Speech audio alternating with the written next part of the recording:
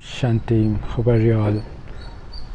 Today we are going to see about uh, Zakir Naik's claim of uh, considering Muhammad Nabi to be the Kalki avatar.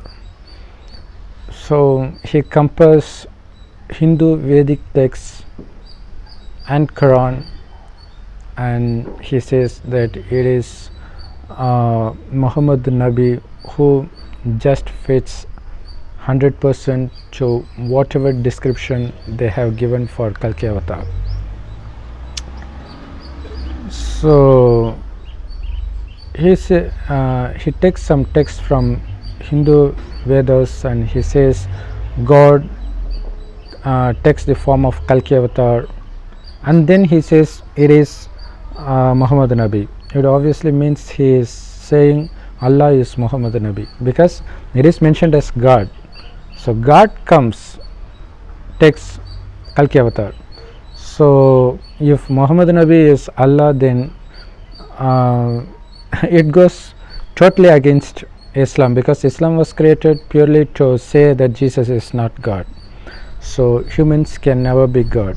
Okay, now let's come to the Kalki avatar, and let me say the reason why it is inappropriate to consider Muhammad Nabi to be the Kalki avatar.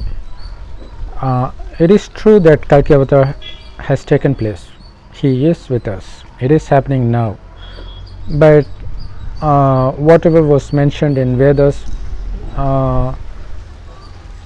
it is not happen as exactly as mentioned in Vedas. But anyway, coming to the symptoms, well, we all know that this world is filled with so much of cruelty, as much as mentioned in the Vedas, because they say the women will have no value for celibacy or any virtues.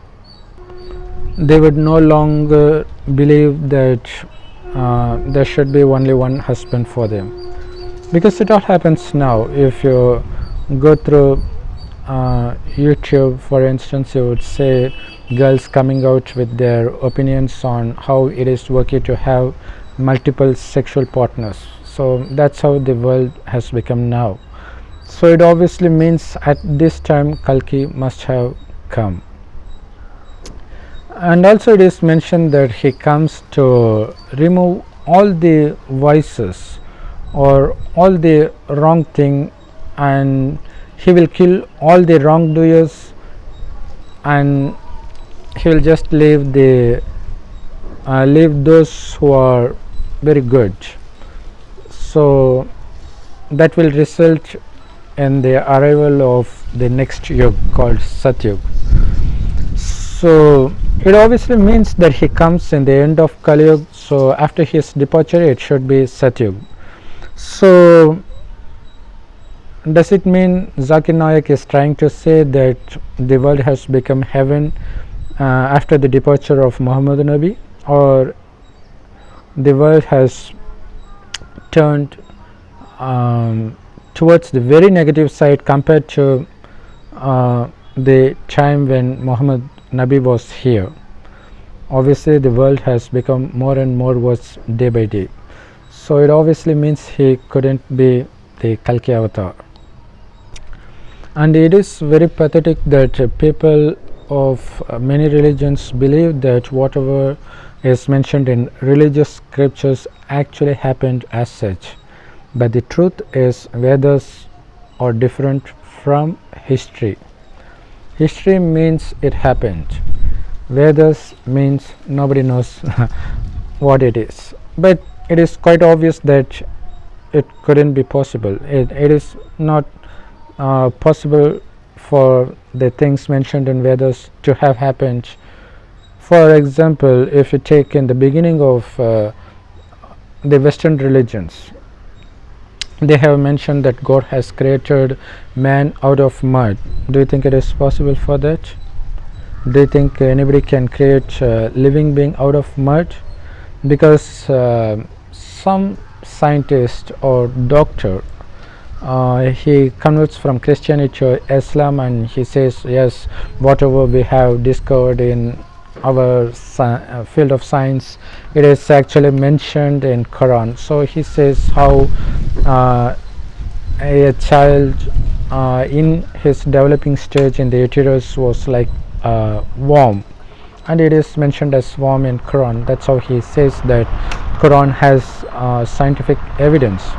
Okay, but is there any evidence that a man or any living being be created out of a non-living thing like merge? Because it is proved by Louis Pasteur that a living thing cannot come out of a non-living thing, and it is out of his discovery that sterilization, pasteurization, everything has emerged.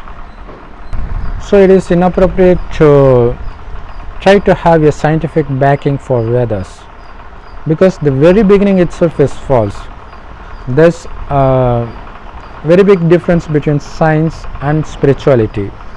Science says there is no creator, whatever we see evolved on its own, and spirituality or religions say there is a creator. So in the beginning itself they diverge into a different path. So it is really awkward to compare, to try to have the scientific backing for whatever is mentioned in Vedas, no matter what religion it belongs to. And also it is pathetic that people think that whatever was mentioned in any religious text like Bible, Quran or Srimad Bhagavad Gita, they think that it actually happened, but the truth is it didn't happen. It just emerged out of them. They had this unexplainable urge to write whatever is coming out of their mind, and they simply write. It is more like a dream. Can you well, it is possible that whatever comes in dreams, at least 1% might be true, but you can't say whatever I have seen in my dream is true. Similarly, whatever we read in Vedas and other religious scriptures, it is possible that 1% of it or even lesser of it could be true, but doesn't mean that everything it has said is true. You have to remember that. But still it is believed by almost all. So that is why they say if everybody believes, then it should be true. Well, I'm not denying that everything it is mentioned is just imagination or something like that. It is not true. At the same time, it represents something that was true, but as such, if you read it from the surface, it is not true, because it looks as if it has happened. It hasn't happened as such. It represents something that happened in a totally different manner. So that is what we are going to reveal now. It is mentioned in Vedas that Kalki avatar, he would be born in a very ordinary family in a village, and he would be taught by a grandfather, not his grandfather, but by an old man. Then he knows the difference between the right and wrong. Then at certain point he takes a white horse and he has a sword in one of his hands, and he starts destroying everybody who is doing wrong. So he almost destroys every single wrongdoer on this planet, and after that this world becomes Satyug, the golden age. That is what it is mentioned, and he compares that to the life history of Muhammad Nabi as mentioned in Quran. So he says he has a white horse. Then he says yes, he had sword and he used to fight, and he compares the English meaning of what they have mentioned, the parents name of Kalki avatar, and also he compares the parents name of Muhammad Nabi, and he says it sounds similar, so it represents none other than Muhammad Nabi, and everybody claps as they have just believed their religious scriptures. They now start believing whatever he says. That's it. As per Vedas, after the departure of Kalki, the world should have no wrongdoers at all. So it itself proves that Muhammad Nabi can never be a Kalki avatar, right?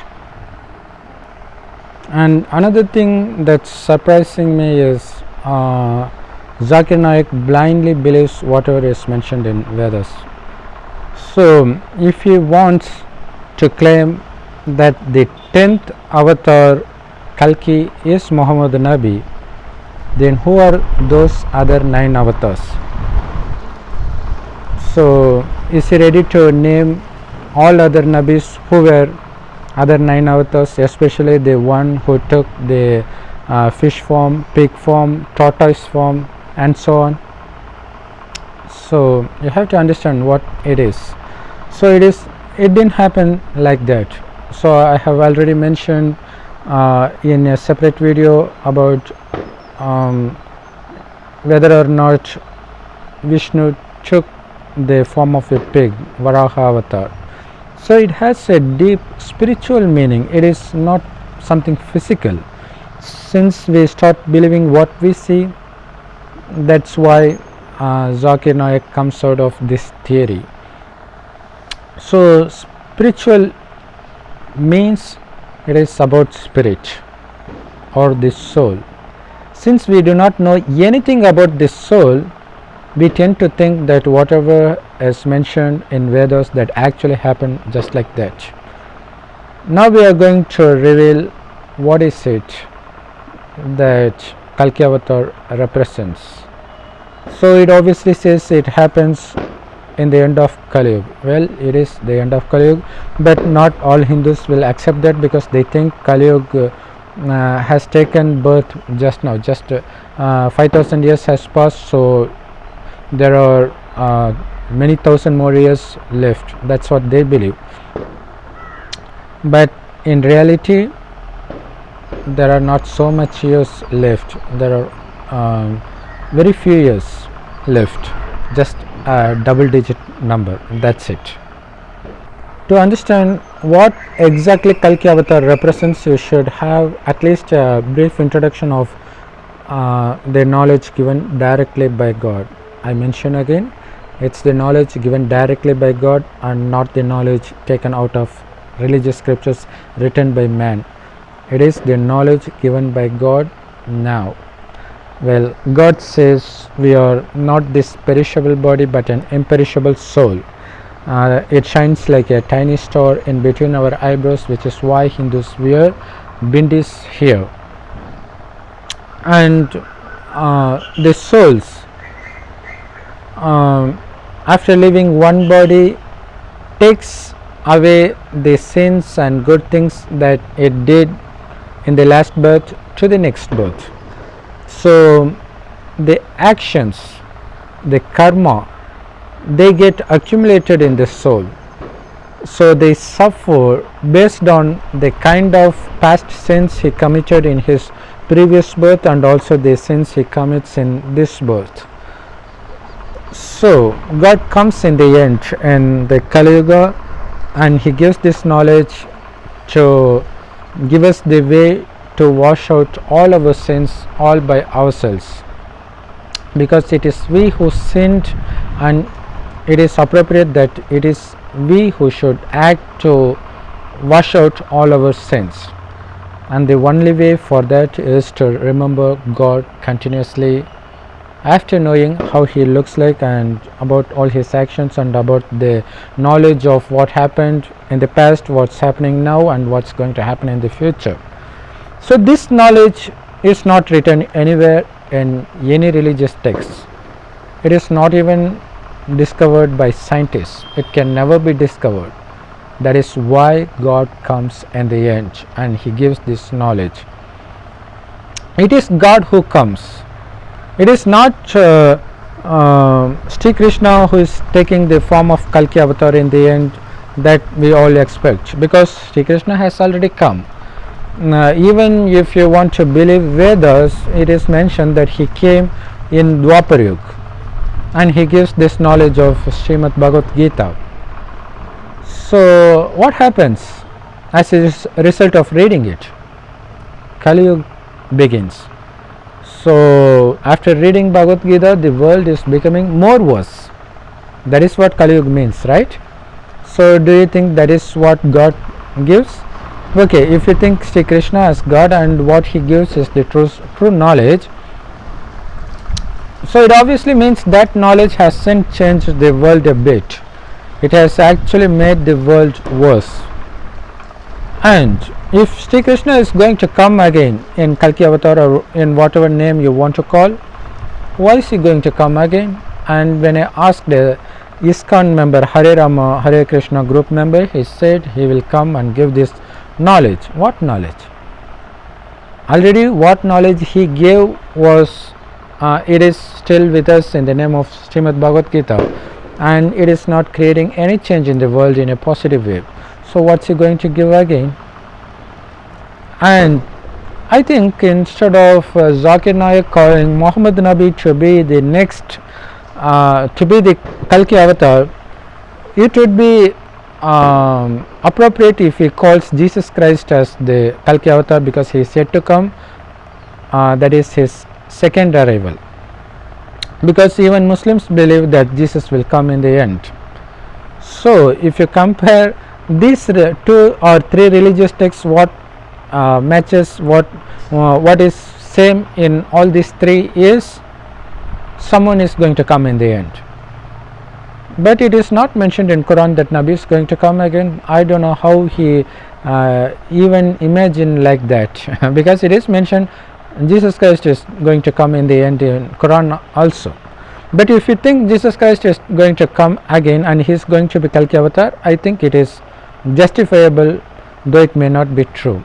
At least you can justify it. Okay. And now Hindus believe that Sri Krishna is going to come again. Christians and Muslims believe that Jesus Christ is going to come again. Why is he going to come again? As I mentioned with Sri Krishna, what's he going to do? What is Jesus Christ going to do now? Because whatever he wants to teach, he taught 2000 years back, and it hasn't made any change in the world, because world has become worse and worse day by day. So even religious priests, pastors, they are involved in many sexual allegations, and it is increasing day by day. So it can't even change the religious preachers. Then how can it change the whole world? So as mentioned in Vedas, after the departure of Kalki, it should become heaven. So the change will be that significant. So whoever comes in the end, he is capable of creating miraculous change. Everybody will become very good, will become very pure. Whom do you think is capable of doing that? Jesus Christ, he didn't achieve that while he was alive. Sri Krishna, as mentioned in Vedas, he didn't achieve it either. Then how is that possible? Because the essence of Srimad Bhagavad Gita itself is, we are not the perishable body but an imperishable soul. So as mentioned about Kalki avatar, if Kalki kills everybody, well, death is just for the body. The soul is obviously going to take another birth. How is that going to change the world? Because the soul already was corrupt. So even after taking birth, it's going to be corrupt, to stay corrupt, and also it will get more corrupted because the world is more corrupt. So killing is not going to change the world, right? If what is written in Bible and Srimad Bhagavad Gita did not change the world, it obviously means it is not true, right? So what is true? Because only the truth can change the world. it will create a deep impact on every soul, that it will suddenly realize who they are and they will start progressing in the right path. But Bible and Gita and Quran, they fail in achieving that, because they were written by humans and everybody knows that. So if that's the word of God, it should have changed the world. The very fact that the world is becoming worse itself proves that they are not and they cannot be the word of God. And it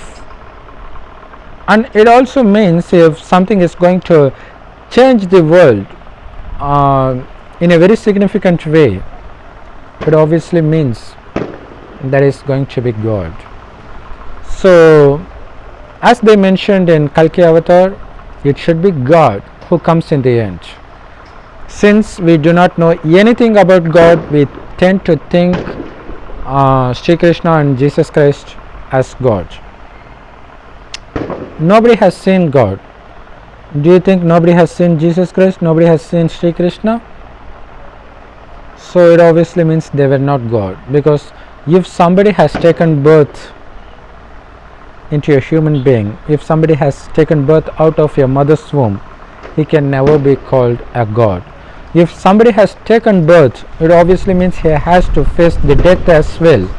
Just because we love them, it doesn't mean they have escaped death. So if they have escaped death, where are they now? Where are they now? Right? So it obviously means they have died. Just because somebody has got a vision of someone they love, even after their death, it doesn't mean they were alive. They got those visions, just like we do have dreams of the dead ones. Just because we see them in our dreams, it doesn't mean they are alive. So having vision is somewhat like a dream. It is done by God just to soothe us, just to say that there's nothing to worry. They are still there, but in some other form. You can't recognize if I show you the next form they have taken, that is their next birth. So that is why I am showing the form that you were familiar with. That is it. There's nothing more to it. Yes, as I mentioned, not Sri Krishna or Jesus Christ is going to come in the end. It is God who is going to come in the end. And all these religious texts has this single message: God is going to come in the end. What's he going to do? Well, if you knew it beforehand through Bible, Quran or Gita or any other religious text, then what is the need for the God to come? Do you think he is going to come and say what we already knew, as these religious preachers said? Because if somebody said Jesus Christ is God or the messenger of God, ask them what message did he convey to this earth that nobody was aware of. They would say love each other. Well, everybody knows that, right? Okay, think of God. How does God look like? Jesus Christ says, whoever sees me sees the God. Then obviously everyone will be confused to think that he is God, right? So nobody has any new message. Ask any prophet, including Prophet Muhammad. What message did they bring? They said Jesus Christ is not God. Well, nobody believes him to be God except Christians. Is that a message? What is the message? What message did anybody bring? Did anybody actually come from God? If they have seen God, they would have mentioned about God in the very beginning, because that's the $1 million question. No, everybody wants to know how God looks like. If the Prophet Muhammad or Jesus Christ have come from God, the first thing they would say is God is like this. Think of him. Well, all said think of God, but nobody said how God looks like. Then how can you think of? If God is someone who is present everywhere, like Hindus commonly believe, then how will you think of God? How will you remember God? How will you remember God? Because if you think this fan is God, well, you are actually seeing it. It doesn't. So it obviously means God has has no specific quality or character, right? If it is fan, it has the character of fan. If it is cow, it has the character of cow. So does it mean God doesn't have any unique character on his own? Because if he is going to behave as much as what we see behaves, then there's no point in us worshipping to him, because he's not going to create any change in us. He is not going to help us in any way, right? But we all know God is someone who helps us, right? So now let's see the direct knowledge of God that he is giving now, not in the past. Okay, as I mentioned, the first lesson is we are not this perishable body but an imperishable soul that shines like a tiny star in between our eyebrows. And God says, before we take this body, we were right here. This is the golden red colored light world called Parandam or Parlok. This is where we souls used to be, and even God exists there all the time. And God is also a tiny point of light, just like souls. Yes, he is a soul. The only difference between all other souls and God is we take rebirths, we enter birth and death cycle, but God doesn't. God stays away from this cycle. So when we first come to the earth would be heaven, and it slowly turns to hell. For this process to take place, it takes 5,000 years. Yes, this is the 5,000 year time cycle, and God comes in the end, that is towards the completion of this 5,000 year time cycle called Kalpa. He comes in the end of the Kalpa to say that we were once the deities of heaven, and Hindus worship us when we were deities because we were very pure, and because of the purity that we didn't know what lust, anger, greed, attachment and ego is. We were so pure, just like God, but we are not God. So here we get married to each other, but still we don't indulge in lust. Instead, we have enormous power of mind that whatever we think, that will happen in that very instant. For example, if we want it to rain, it will rain. If we want it to stop, it will stop. So such was the power, the mind power that we possessed initially. And with that mind power, the couples, both husband and wife, will think that they should have a baby, and the wife gets pregnant. That's it. Obviously, baby will be born out of mother's womb, but it will not be born out of sex. So that is what they call yogic power, that is the power of mind. We possessed that for the first 2500 years because it was heaven for the first 2500 years. The reason is we didn't indulge in vice, and the reason for that is we didn't consider ourselves to be this perishable body, but we considered ourselves to be this imperishable souls that shines between the eyebrows of the forehead, and that is how we see others as well. So it is more like a driver driving a car. Well, he can operate the car as he wish, but it doesn't mean he is the car. He is the one operating the car. Similarly, just because the body behaves the way we wish doesn't mean we are this body. It is the soul that makes the body to move as it wish. It is the soul that sees through the eyes, it is the soul that listens to the ears, it is the soul that speaks through the mouth. And if the soul departs this body, the body cannot see, listen, speak on its own. So it proves the fact that it is the soul that operates this body, and we have to come back to the soul consciousness. That is all God teaches. That is why God comes in the end. See, after the completion of first 2500 years, what happens is we forget the fact that we are souls. Instead, we wrongly consider ourselves to be this perishable body, because of which we fall addicted to the sensual pleasures like lust, anger, greed, attachment and ego, because of which we undergo a lot of sufferings. Yes, we are living in hell, and the good news is it is not going to continue after a very few years. Yes, the world is going to become heaven very soon. And to give this good knowledge, to give this news, God has come. God himself has come. Only God has this news, and God comes to give this news. Unlike Jesus Christ and Muhammad Nabi and Lord Buddha, they all came to establish religion, not heaven. You know what? Religions were established in the beginning of hell. So by following those religions, we will make this world into more helly nature, right? It is becoming more and more worse.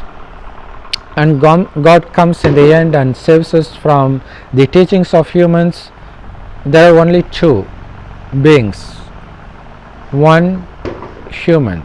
Second, God. God is only one, all the rest are humans. God doesn't take birth in human form. But in the end, God comes. How does he come if he doesn't take birth? Well, he enters an old man's body directly, and he names that old man as Brahma, and he teaches through the Brahma's mouth, and that is what we are saying now. And he says that we were once deities and now we have become humans, and we have to become deities again, because the significance of this kalpa cycle is whatever happens in one kalpa, that is whatever happens in 5000 years, that will keep repeating kalpa after kalpa very exactly. To understand it easily, if you are watching this video right now, it obviously means you watched it 5000 years back, and you will watch it after 5000 years on the very same day.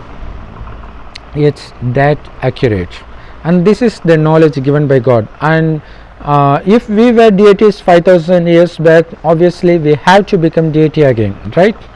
So God gives this knowledge to Brahma, and he says after taking this knowledge, Brahma becomes Sri Krishna in the next birth in Satyug. It is Kali Yuga now. In Satyug he becomes Sri Krishna. It means he was indeed Sri Krishna 5000 years back, and it is why in Hinduism scripture it is mentioned that Lord Vishnu is lying as if he is sleeping, and a lotus plant emerges out of his stomach, and Brahma was shown seated above the lotus flower. What happens is, I have already mentioned about this in many videos, and again I am saying that Sri Krishna is the soul as pure as God. Okay, I forgot to mention the name of the God, right? God is one, and what is his name? His name is God Shiva. You can check out any Hindu scriptures, there would be no mention about his parents or about his taking birth, and there would be no mention about the death of God Shiva, but all the rest they would have their parents. So that's the biggest difference between God and other souls. Everybody else is a soul. God is also a soul, but since he doesn't enter this birth and death cycle, he is called the supreme soul. He is also called the father of all souls, because he gives the true teachings to all his kids and make them enjoy the happy peaceful life that's going to last forever. So that is why he is called the Supreme Father of all souls. And the same God is called Allah by Muslims. So God is one, everybody else is human. So what is the single message God gives? He says that you have to conquer lust, greed, attachment, ego, because it is these 5 vices that's torturing you directly and indirectly. So you have to conquer them. So how do you do that? First thing you need to do is to remove the myth that you are this perishable body. That is the myth. So you have to remove it. You are the souls that operate this body. So you have to constantly remind yourself that you are not this body, but you are this tiny point of light called soul. Then you have to remember God. So till now it is not mentioned in any religious text on how God looks like. But now God himself comes and reveals that he is also a point of light just like us. But this world would be golden red colored light world. So we have to think of God as a point of light that shines in the golden red colored sky. That is how we should think. But we should think of him very lovingly as our Father. How can we love somebody without knowing anything about him? Because whatever is mentioned in religious scriptures, after reading it, nobody will have love for him, because it has depicted God to be someone who is very cruel and angry. Even for eating fruit, he is throwing us out of heaven. So that's not the kind of being God is.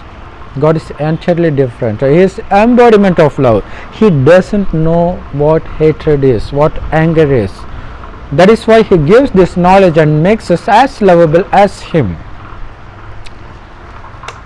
So the more you spend time remembering only God, the more your past sins are going to be washed off, and you will become as pure as God. Then you are quite eligible to enter heaven.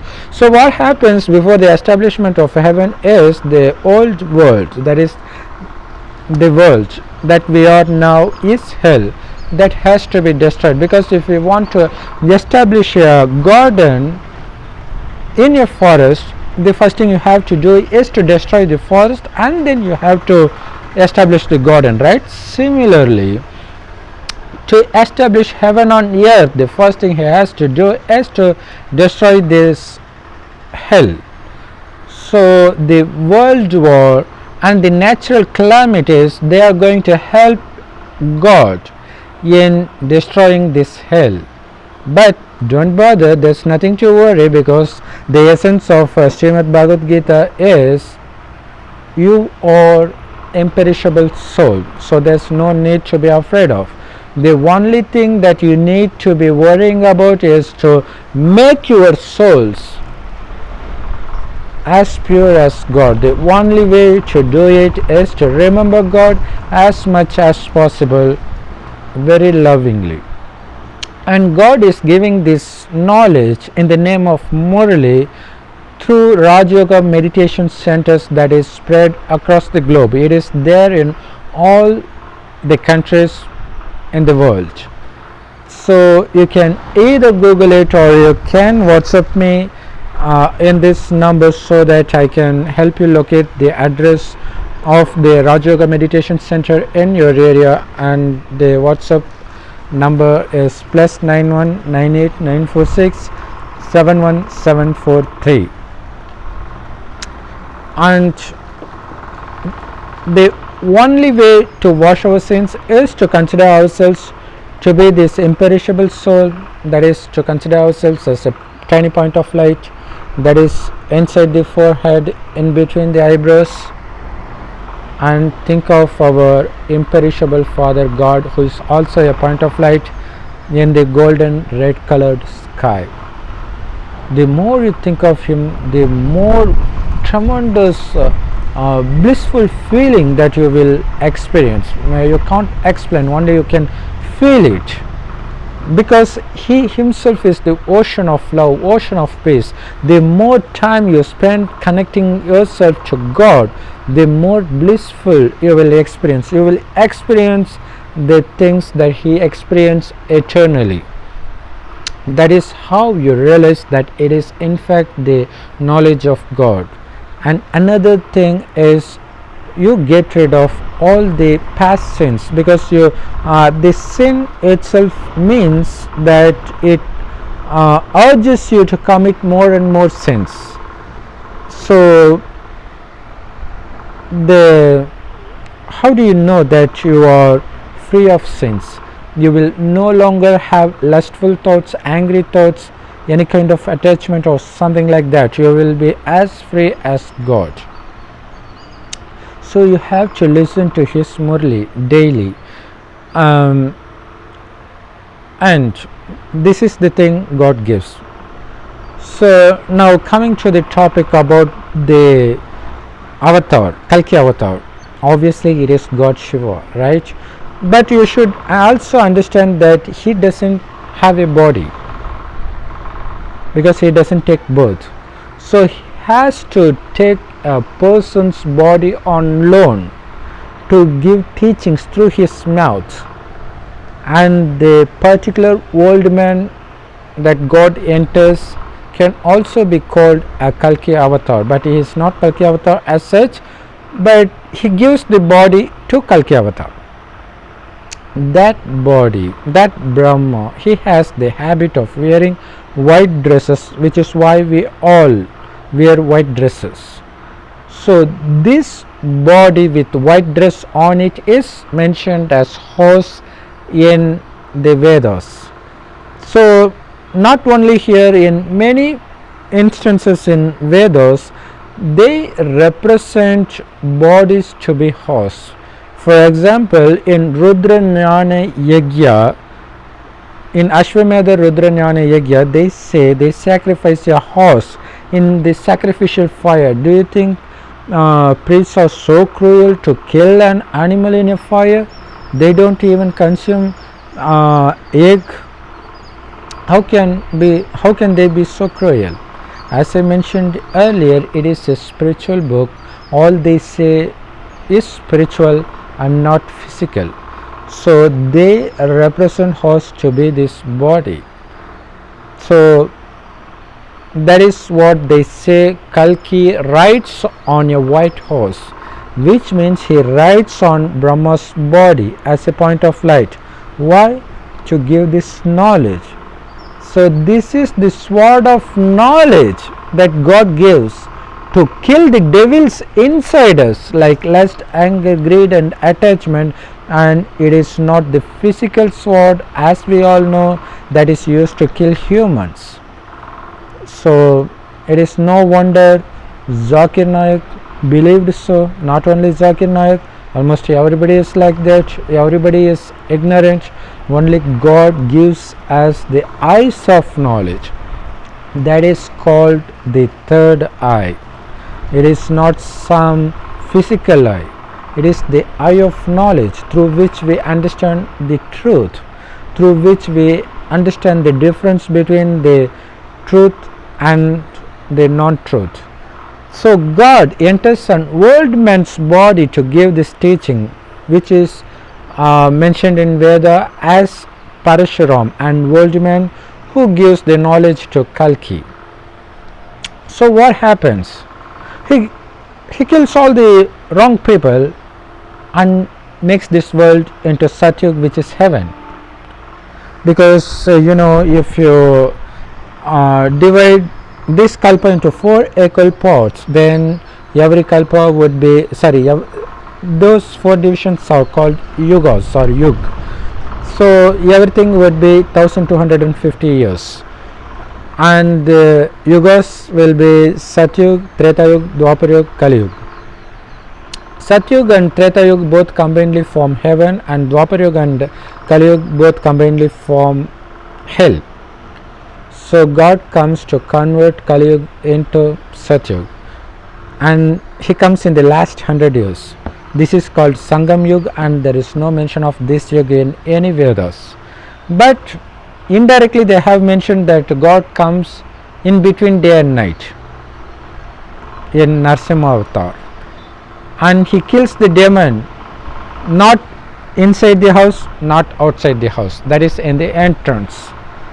That is, now we are neither in hell nor in heaven, but in the entrance of heaven. That is where we need knowledge to enter heaven, right?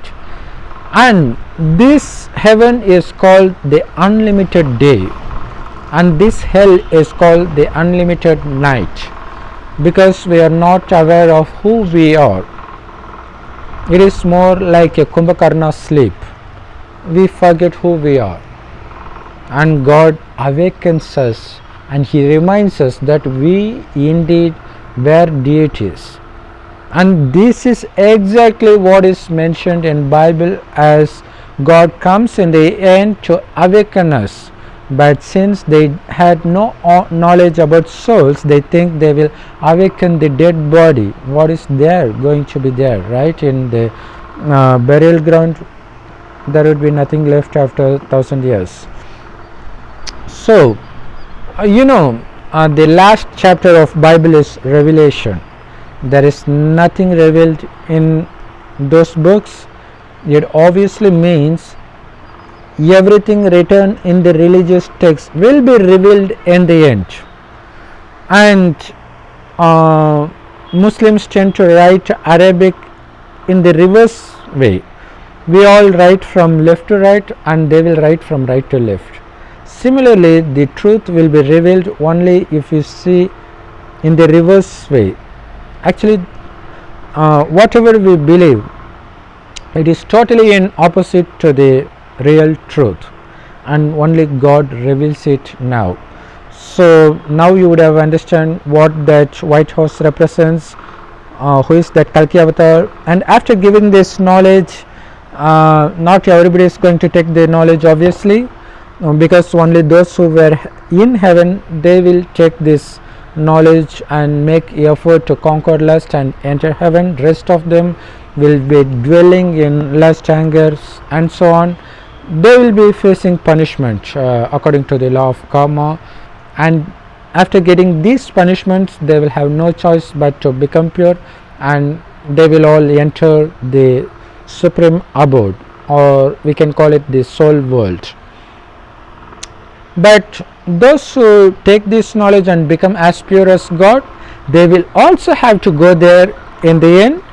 But very soon we will leave there to enter heaven and enjoy the happiness, blissfulness, peacefulness and prosperity the heaven is filled of.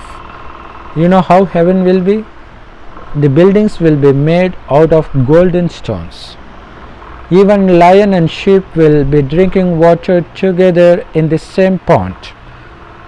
Such is the love even between animals. Then there is no need to mention about the love the humans of heaven will have, right?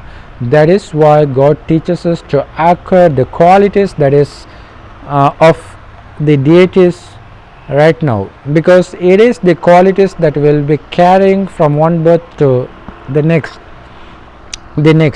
because it is the qualities that is going to determine where we are going to take birth in terms of space and time. So the heaven is going to be of first class. To enter that, we should also be first class. So that is why God asks us to conquer these vices by remembering God as much as possible. So this is the only way to enter heaven. This is the only way the Kali becomes Satyug. So that is why God comes. It represents the arrival of God. That is why Kalki avatar is so famous. Nobody is speaking of any other avatar, right? But whatever happens in heaven, that is not mentioned in Vedas. Whatever is mentioned in Vedas, they all represent what is happening now. They have say the fight that we put with the Maya, that is these five vices. They have mentioned in Vedas as if it is a physical fight with other people. But we are not fighting with anybody. God is not going to teach us to fight with anybody. See, God is called to be the truth and love. How can a lovable God ask you to kill anybody, right? But in all religious texts it is mentioned that God asks us to kill the fellow human beings. No matter whatever the reason is, God will not ask you to do that. So that itself should make you realize that they are not words of God but the words of humans. So this is the truth, this is the Kalki avatar. So what are you waiting for? Rush to the nearest Raj Yoga meditation center as soon as possible and start taking knowledge directly from God. Then you will be very happy.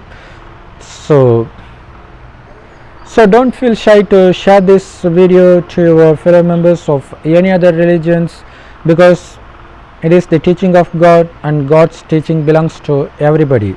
So you have to give them, if they are lucky they will take this and they will climb up the ladder and reach heaven, or else they will be unlucky, they will enter Parandam after suffering the punishment, but they won't be entering hell.